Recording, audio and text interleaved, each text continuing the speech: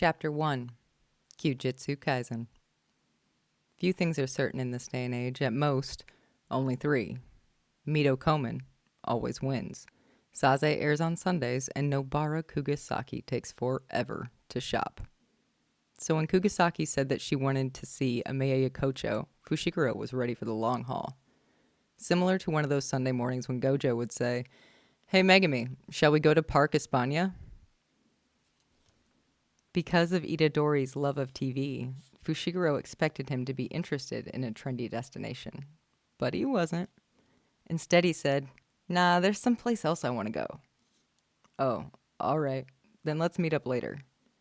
Fushiguro, who had become accustomed to the boisterous mood Itadori and Kugisaki generated when they were together, was surprised by the trio splitting up, as if he had found out that Hijiki was low on iron, and pleased. He wanted to go straight home to finish reading the paperback that he'd bought the other day.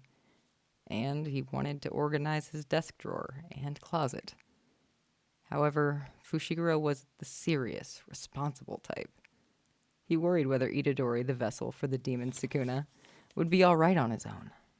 The district of Ueno, around Okachimachi Station, was both historical and hopping with activity. The abundance of peculiar tales of the supernatural were associated with the lively post-war market town, so dormant curses might well be lurking there. Even worse, if Fushiguro took his eyes off of him for a second, Itadori might buy a pair of horribly tacky sunglasses, or declare Tachikawa to be the essence of Shinjuku. He might even wander into Chiyoda Ward and start snapping pics at Masakato's tomb to post on social media. Thus, loath though he was to do it, Fushiguro decided to stay with Itadori. "Fushiguro, if you aren't interested in Akiba, why are you coming along?" Itadori asked. "Mind your own business." "Fine," Itadori responded. "Anyway, I always did want to check out Akiba." "Is there something you want to buy?" Fushiguro asked. "I doubt there's anything more than manga, video games, and electronics." "Huh? I'm going sightseeing," Itadori said. "Shibuya and Shinjuku are alright, but whenever I see Akiba on TV, it has real otherworldly vibe. Sort of like a theme park." "So that's your reason, huh?" Those who are used to living in the city might not notice it, but Akihabara is an odd place.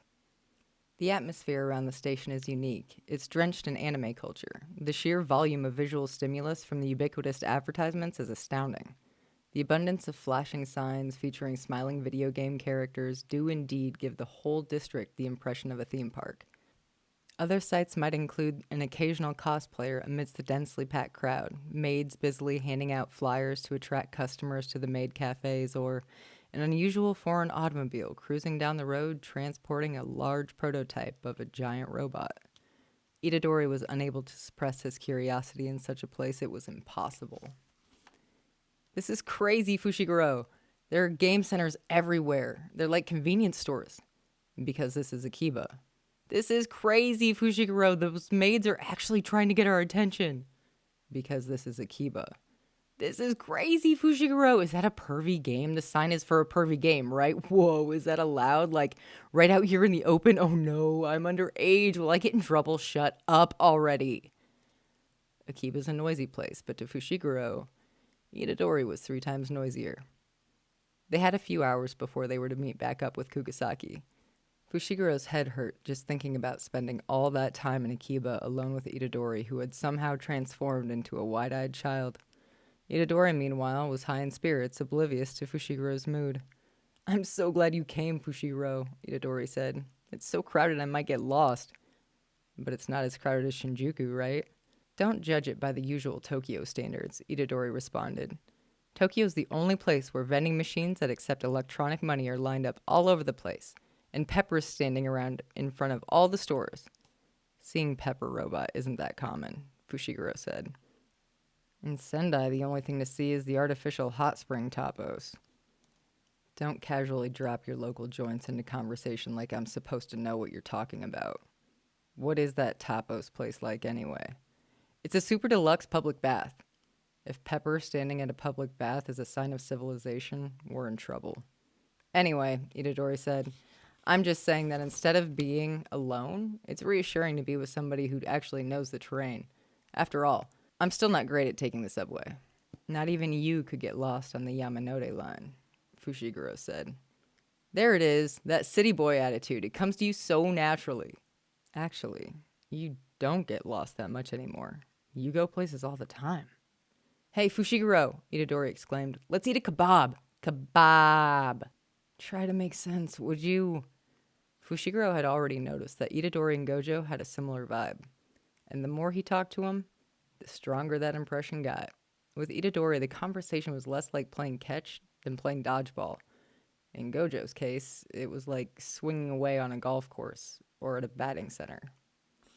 It occurred to Fushiguro that he hadn't seen Gojo around the dorm or Tokyo Prefectural Jujutsu High School that day.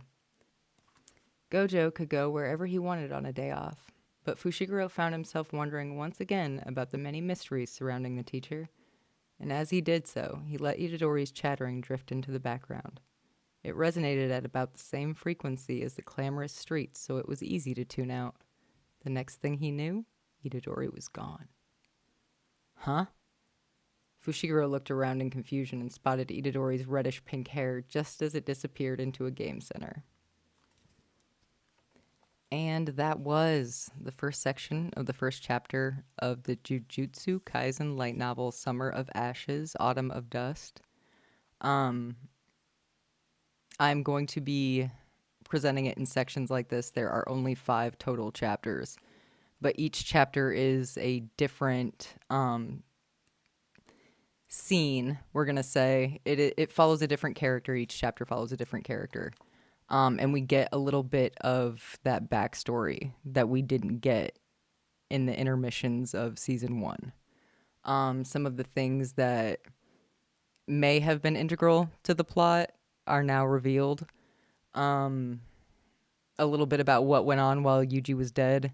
A little bit of where Mahito came from.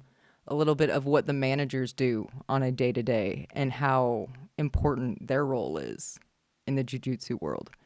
I think Gege's timing on dropping this novel is very important. I think the next one's going to be even better. We get to find out. Now, this is all speculation, but I'm hoping, due to the theme that seems to be going on here with filling in of backstory, that maybe we'll get to find out what Kugisaki's recruitment situation looked like and why Granny didn't want her to be taught by Gojo. You know, what's going to make a grandma not want their granddaughter taught by the strongest? What kind of reason could she have? Anyway, that's then, but this is now.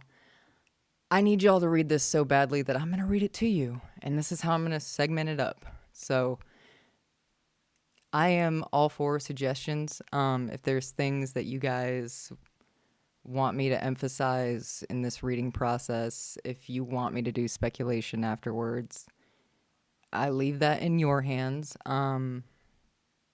Otherwise, all I need is you guys to have read this. Because a lot of the theory making and stuff, a lot of the stuff that we love about Jujutsu Kaisen, the plot threads that we get to tie together that might have nothing to do with each other, those things are all here. And apparently I hear that novels are scary. There's 127 pages, y'all. It's 127 pages. And that's counting like the chapter pages and like the blank in between chapter pages and the illustration pages. That counts the 127 pages, counting the illustrations. Come on, y'all. You're better than that. But if you're not, that's fine. That's what I'm doing it for, right? So, you're welcome. That's all I have to say is you're welcome.